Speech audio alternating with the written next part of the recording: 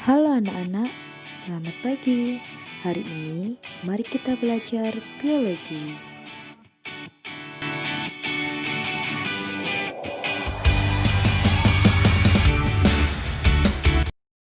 Assalamualaikum warahmatullahi wabarakatuh.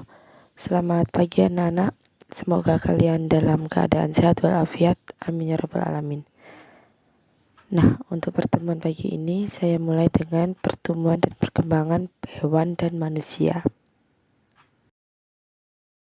Kita awali dengan istilah fertilisasi, yaitu peleburan sel sperma dengan sel ovum atau sel telur yang terjadi di dalam tuba Fallopi yang nantinya akan membentuk sebuah zigot atau fetus. Prosesnya pertama terjadi di dalam rahim, yaitu perkembangan di dalam rahim, membentuk sebuah pembelahan atau cleavage.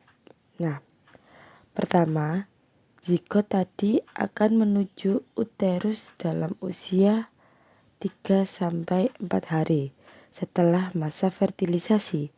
Kemudian akan membelah secara mitosis atau melakukan pembelahan, diawali dengan pembelahan 2, 4, 8, sampai 70 sel. Nah, ini dinamakan dengan fase morula. Jadi, fase morula itu fase pembelahan. Ceritanya dari tuba Fallopi, si fetus atau si zigot ini akan berjalan menuju rahim dengan cara membelah. Nah, pembelahan ini diawali dari 2, 4, sampai 70 bagian. Itu fase morula. Setelah fase morula, ada fase blastula. Fase blastula ini, yaitu fase morula akan membelah terus-menerus sehingga membentuk sebuah rongga. Nah, rongganya ini disebut dengan blastosol. Di fase blastula, ada 3 fase, yaitu ada tropoplas, embrioplas, dan blastosol. Fase tropoplas yaitu sel bagian terluar akan membentuk sebuah plasenta. Nah, di tropoplas ini, sel bagian luar ini nanti akan membentuk sebuah plasenta atau biasa kita kenal dengan sebutan ari-ari. Kemudian yang kedua ada embrioplas, yaitu bagian dalam yang membentuk sebuah embrio atau fetus tadi. Dan yang ketiga adalah rongga tadi yang akan membentuk sebuah cairan darah atau nutrisi. Lanjut, di fase blastula ini usia zigot itu mencapai hari ke-7 sampai ke-8. Nah, tropoplas ini nanti akan mensekresikan enzim proteolitik untuk mencerna dinding endometrium atau dinding rahim bagian dalam. Kenapa kok harus dicerna? Nah, dinding rahim bagian dalam ini harus dicerna untuk penempelan fetus tadi, supaya fetus atau zigot ini bisa menempel ke dalam dinding rahim. Jadi dia harus mencerna. Seperti itu. Ini fase-fasenya. Hari pertama pembelahan, kedua sampai hari ke-23. Jadi hari ke-23 masa kehamilan itu merupakan fase penempelan fetus atau zigot ke dalam dinding endometrium. Selanjutnya yang ketiga, perkembangan di dalam rahim, ada fase gastrula. Nah, fase gastrula ini akan membentuk 3 lapisan, yaitu lapisan ektoderm, mesoderm, dan endoderm. Ektoderm merupakan lapisan paling luar, meso lapisan paling tengah, dan endoderm lapisan paling dalam. Kemudian ada fase embrionik, terjadi pada minggu ke-4 sampai ke-8. Fase ektoderm tadi akan membentuk sebuah syaraf mata, kulit, dan hidung bagian luar. Mesoderm membentuk tulang, otot, jantung, pembuluh darah, limpa, ginjal, dan kelenjar kelamin. Sedangkan yang endoderm atau bagian dalam akan membentuk sebuah sistem.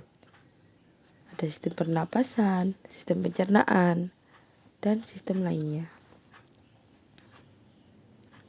Nah, ini disajikan gambar tentang 24-25 hari bentuk fetus atau bentuknya zigot seperti ini. Ya, tulang belakangnya udah nampak, itu nanti akan berkembang. Kemudian ada membran embrio dan plasenta. Nah, ada kantong kuning telur. Ini terbentuk dari endodermis atau lapisan bagian dalam, tempat awal pembentukan darah. Ada amnion, itu menyelubungi embrio dan melindungi embrio dari gesekan, serta dapat mengatur suhu tubuh embrio. Kemudian ada allantois. Allantois ini berfungsi sebagai membran pembentuk tali pusat atau sebagai saluran respirasi zat makanan. Allantois bisa kita sebut dengan istilah ari-ari, ya, yang menyalurkan makanan dari ibu ke zigotnya atau ke embrio. Kemudian ada korion, yaitu menyusun plasenta, menyelubungi amnion dan kantong kuning telur. Serta terakhir ada plasenta, yaitu hasil perkembangan korion. Fungsinya untuk tempat pertukaran zat hara dan menghasilkan hormon penunjang kehamilan dan persalinan. Nah, ini dapat kita lihat gambarnya. Ada dinding uterus, ada plasenta, membran korion, membran bagian luar, amnion bagian dalam, cairan amnion atau biasa kita sebut dengan cairan ketuban, fetus yaitu bayinya, dan allantois, saluran yang menghubungkan antara si embrio, si bayi, dengan plasenta di ibunya. Lanjut.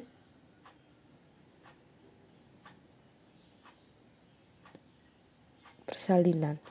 Nah, ketika usia kehamilan udah masuk ke 38 minggu atau 9 bulan 10 hari, maka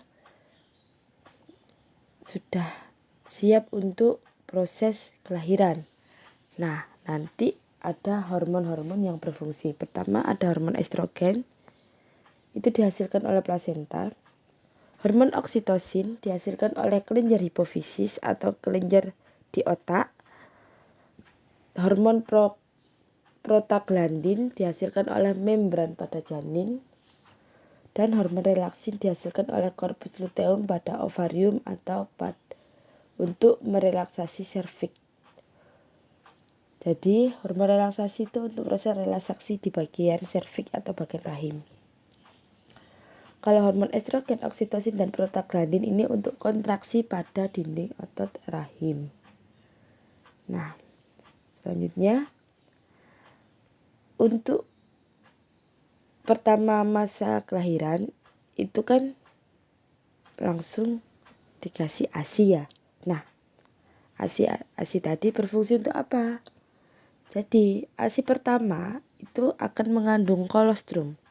Kolostrum ini mengandung zat kekebalan tubuh pada bayi yang dapat membantu pertumbuhan dan perkembangan bayi, menghasilkan antibodi serta tidak menimbulkan rasa alergi dan aman bagi bayi. Nah, kolostrum ini nanti berwarna kuning kental. Selanjutnya, teknologi reproduksi. Yang pertama ada fertilisasi in vitro atau fertilisasi bagian dalam. Fertilisasi ini dilakukan di luar kandungan, dilakukan di lab. Nah, ini biasa kita sebut dengan istilah bayi tabung. Yang kedua adalah USG, menggunakan gelombang suara atau frekuensi denyut nadi, denyut jantung. Nah, kita dapat memantau perkembangan bayi dengan cara melakukan USG. Ini gambar fertilisasi in vitro atau bayi tabung. Jadi, pertama kita mengambil sel telur, Kemudian sel telur nanti ditemukan dengan sel sperma di dalam cawan Petri atau tabung reaksi ya. Setelah terjadi pembelahan atau setelah masuk dalam fase morula, itu nanti dimasukkan ke dalam rahim tadi, ditempelkan ke uterus. Nah, setelah masuk di uterus, dia akan berkembang menjadi morula, blastula, gastrula, dan akan membentuk sebuah bayi. Itu dinamakan dengan bayi tabung. Sekian dan terima kasih. Terima kasih. Wassalamualaikum warahmatullahi wabarakatuh. See you.